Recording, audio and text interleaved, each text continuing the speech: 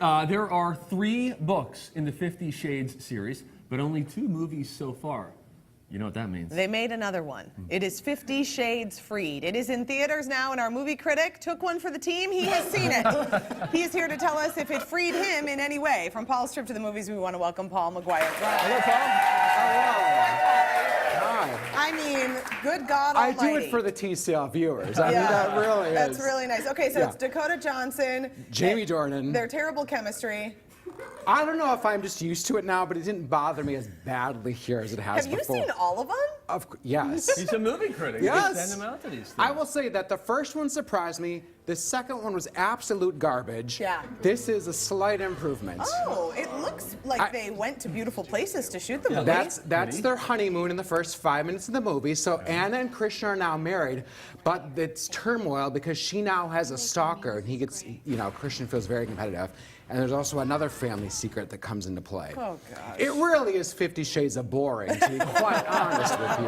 Because you can tell there is very little plot that they have now stretched over 3 movies. Yeah, okay. So when it comes to the ticket stubs. I'm giving it 2 out of 5. Yeah. Kind of generous, only because she really is kind of empowered in this one. And she holds her own. She says no. She wants to be an independent woman, just, you know, she's not just Mrs. Grey. And I do like that about this movie. I don't know. I read some of the quotes of like the dialogue in this movie. Terrible. I mean, it was like, yet again, what's your safe word? Oh, boy. And then the handcuffs come out. And he's like, braiding her come hair. on. Yeah. It's so tame. That's, I mean, it's not Let me even tell the you body. something. The bondage is so tame. Here we If go. I- Nope, no, I am not going to go off on my don't even get me started on the irony of this movie being out in the midst of the Me Too. No, it's not about that. But if I said to my wife, hey, honey, what's your safe word? She would kick me in the crotch. Pop! Right to the crotch.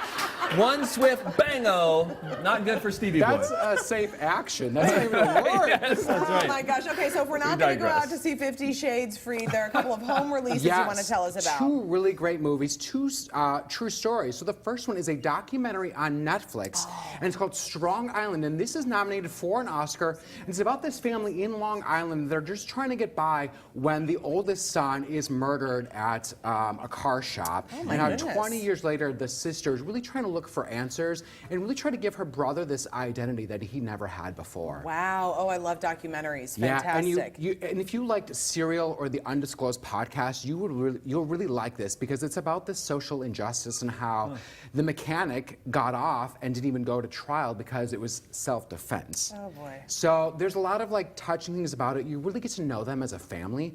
And the guy was trying to make his way as into law enforcement when he was killed. Boy. So it's such an interesting story, and you really get to know them, which I really like. And it's less about the crime, but closure and family, and how did they all deal with what happened. Okay, called Strong Island. You can stream that on Netflix. Yes, okay. Netflix movie. We've also got Only the Brave. Tell us about this one. Yeah, so in this one, it's called Only the Brave, and it has Miles Teller in it, and he plays a former addict that gets his life back in order by becoming a member of the Granite Mountain Hotshots, and they were this group of firefighters that braved wildfires in Arizona. Oh my goodness, now this is based on a true story? Based on a true story, and this came out in theaters right as the California wildfires were taking place. Wow. So what is great about this is you really learn about what they do in the field and the risk that they put their lives in and how it really affects their family.